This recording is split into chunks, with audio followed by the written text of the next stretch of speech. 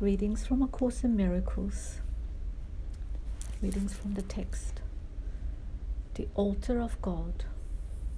The atonement can only be accepted within you by releasing the inner light. Since the separation, defenses have been used almost entirely to defend against the atonement and thus maintain the separation. This is generally seen as a need to protect the body. The many body fantasies in which minds engage arise from the distorted belief that the body can be used as a means for attaining atonement. Perceiving the body as a temple is only the first step in correcting this distortion, because it alters only part of it. It does recognize that atonement in physical terms is impossible. The next step, however, is to realize that a temple is not a structure at all. Its true holiness lies at the inner altar around which the structure is built. The emphasis on beautiful structures is a sign of the fear of atonement and an unwillingness to reach the altar itself. The real beauty of the temple cannot be seen with the physical eye. Spiritual sight, on the other hand, cannot see the structure at all because it is perfect vision. It can, however, see the altar with perfect clarity. For perfect effectiveness, the atonement belongs at the center of the inner altar, where it undoes the separation and restores the wholeness of the mind. Before the separation, the mind was invulnerable to fear, because fear did not exist. Both the separation and the fear are miscreations that must be undone for the restoration of the temple and for the opening of the altar to receive the atonement.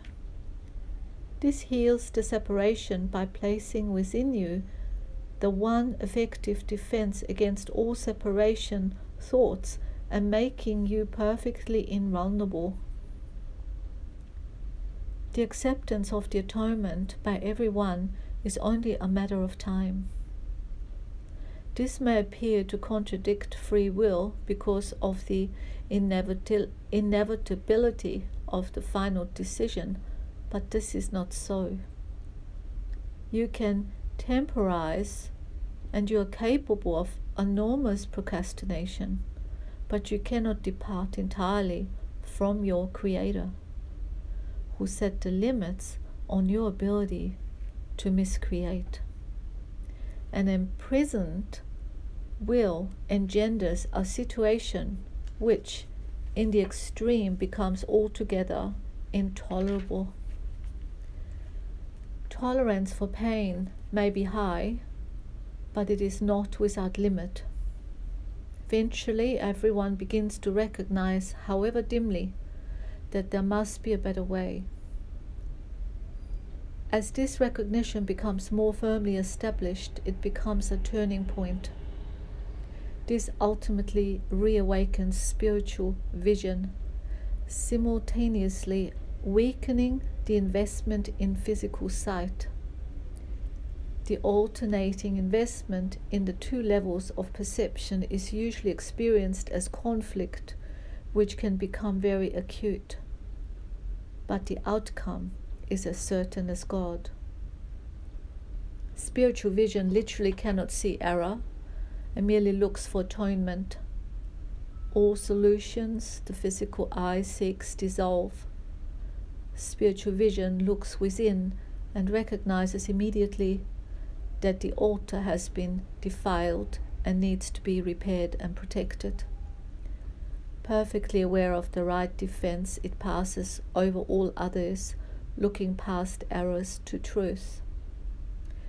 Because of the strength of its vision, it brings the mind into its service. This re-establishes the power of the mind and makes it increasingly unable to tolerate delay.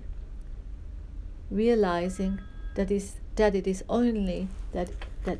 only adds unnecessary pain. As a result, the mind becomes increasingly sensitive to what it would once have regarded as very minor intrusions of discomfort. The children of God are entitled to the perfect comfort that comes from perfect trust. Until they achieve this, they waste themselves on their true creative powers on useless attempts to make themselves more comfortable by inappropriate means. But the real means are already provided and do not involve any effort at all on their part. The atonement is the only gift that is worthy of being offered to the altar of God because of the value of the altar itself. It was created perfect and is entirely worthy of receiving perfection. God and his creations are completely dependent on each other. He depends on them because he created them perfect. He gave them his peace so they could not be shaken and could not be deceived. Whenever you are afraid, you are deceived, and your mind cannot serve the Holy Spirit. This starves you by denying you your daily bread. God is lonely without his sons, and they are lonely without him. They must learn to look upon the world as a means of healing the separation. The atonement is the guarantee that they will ultimately succeed. Healing as release from fear. Our emphasis is now on healing.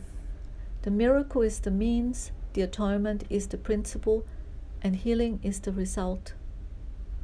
To speak of a miracle of healing is to combine two orders of reality inappropriately. Healing is not a miracle. The atonement, or the final miracle, is a remedy, and any type of healing is a result. The kind of error to which atonement is applied is irrelevant. All healing is essentially the release from fear. To undertake this, you cannot be fearful yourself. You do not understand healing because of your own fear. A major step in the atonement plan is to undo error at all levels. Sickness, or not right-mindedness, is a result of level confusion because it always entails the belief that what is amiss on one level can adversely affect another.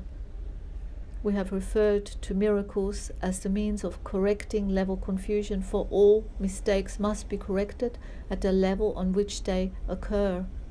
Only the mind is capable of error. The body can act wrongly only when it is responding to misthought. The body cannot create, and the belief that it can, a fundamental error produces all physical symptoms. Physical illness represents a belief in magic. The whole distortion that made magic rests on the belief that there is creative ability in matter which the mind cannot control.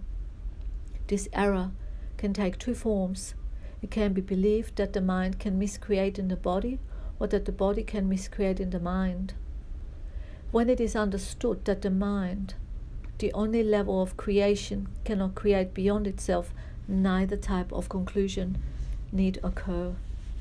Only the mind can create because spirit has always been created, and the body is a learning device for the mind. Learning devices are not lessons in themselves. Their purpose is merely to facilitate learning. The worst a faulty use of a learning device can do is to fail to facilitate learning. It has no power in itself to introduce actual learning errors. The body, if properly understood, shares the invulnerability of the atonement to the two-edged application. This is not because the body is a miracle, but because it is not inherently open to misperception. The body is merely part of your experience in the physical world. Its abilities can be and frequently are overvaluated. However, it is almost impossible to deny its existence in the world. Those who do so are engaging in a particular unworthy form of denial. The term unworthy here implies only that it is not necessary to protect the mind by denying the unmindful. If one denies this unfortunate aspect of the mind's power, one is also denying the power itself. All material means that you accept as remedies for bodily ills are restatements of magic principles. This is the first step in believing that the body makes its own illness. It is a second misstep to attempt to heal it through non-creative agents. It does not follow, however, that the use of such agents for corrective purpose is evil. Sometimes the illness has a sufficiently strong hold over the mind to render a personal temporary inaccessible to the atonement. In this case, it may be wise to utilize a compromise approach to mind and body in which something from the outside is temporarily given healing belief. This is because the last thing that can help the non-right-minded or the sick is an increase in fear. They are already in a fear-weakened state. If they are prematurely exposed to a miracle, they may be precipitated into panic. This is likely to occur when upside-down perception has included the belief that miracles are frightening. The value of the atonement does not lie in the manner in which it is expressed. In fact, if it is used truly, it will inevitably be expressed in whatever way is most helpful to the receiver. This means that a miracle, to attain its full efficiency, would be expressed in a language that the recipient can understand without fear.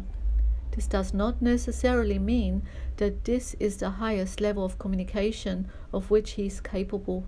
It does mean, however, that it is the highest level of communication of which he is capable now. The whole aim of the miracle is to raise the level of communication, not to lower it by increasing fear.